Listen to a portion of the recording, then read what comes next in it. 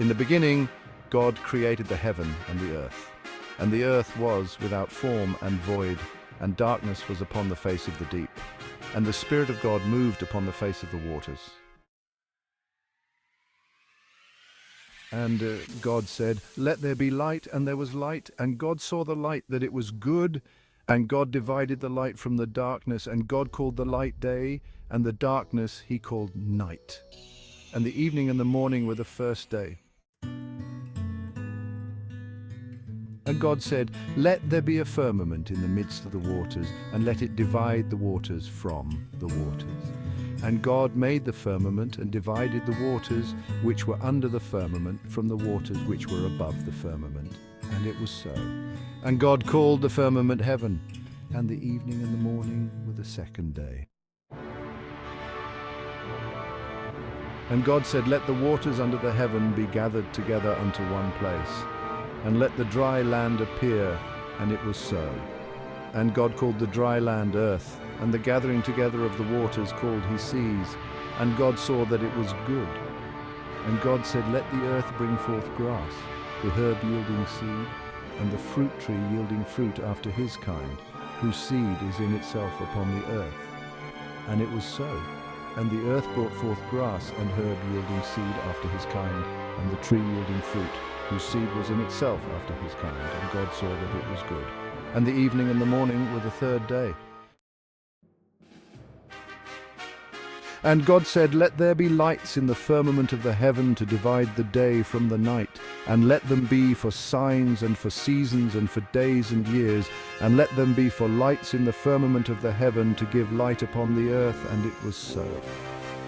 And God made two great lights, the greater light to rule the day, and the lesser light to rule the night. He made the stars also, and God set them in the firmament of the heaven to give light upon the earth, and to rule over the day and over the night, and to divide the light from the darkness.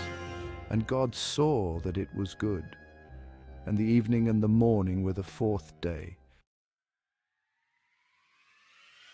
And God said, "Let the waters bring forth abundantly the moving creature that hath life, and fowl that may fly above the earth in the open firmament of heaven."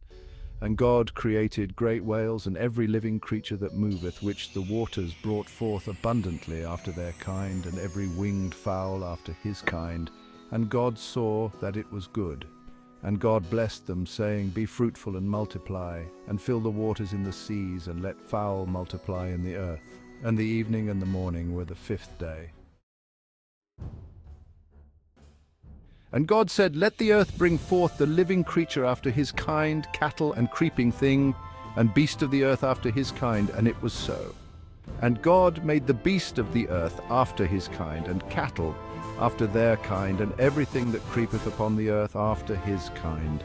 And God saw that it was good. And God said, "Let us make man in our image, after our likeness, and let them have dominion over the fish of the sea, and over the fowl of the air, and over the cattle, and over all the earth, and over every creeping thing that creepeth upon the earth." So God created man in his own image. In the image of God created he him. Male and female created he them.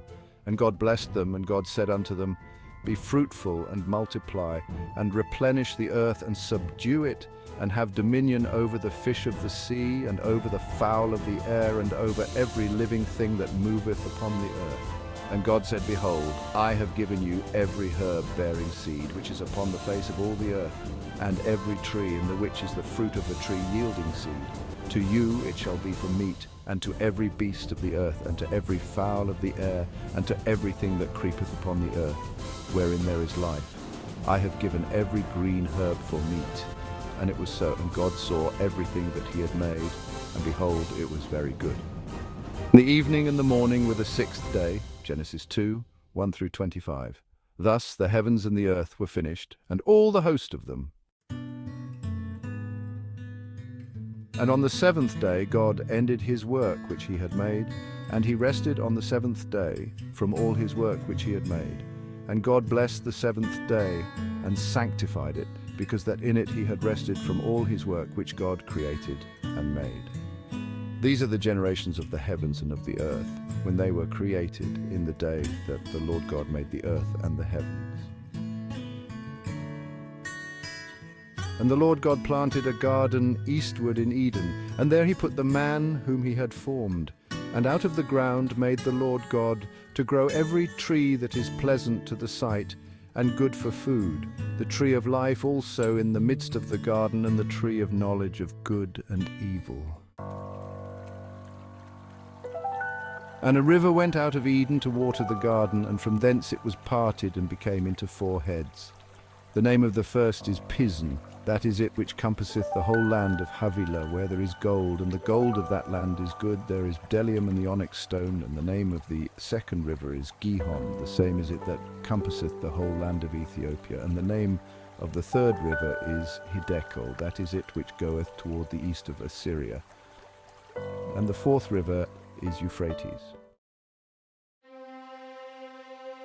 And the Lord God took the man and put him into the garden of Eden to dress it and to keep it. And the Lord God commanded the man, saying, Of every tree of the garden thou mayest freely eat, but of the tree of the knowledge of good and evil thou shalt not eat of it. For in the day that thou eatest thereof thou shalt surely die. And the Lord God said, It is not good that the man should be alone. I will make him an help meet for him. And out of the ground the Lord God formed every beast of the field and every fowl of the air, and brought them unto Adam to see what he would call them.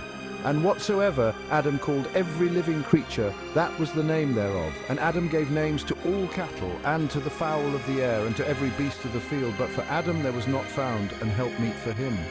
And the Lord God caused a deep sleep to fall upon Adam, and he slept. And he took one of his ribs, and closed up the flesh instead thereof, and the rib which the Lord God had taken from man made he a woman, and brought her unto the man. And Adam said, This is now bone of my bones, and flesh of my flesh. She shall be called woman, because she was taken out of man. Therefore shall a man leave his father and his mother, and shall cleave unto his wife, and they shall be one flesh. And they were both naked, the man and his wife, and were not ashamed.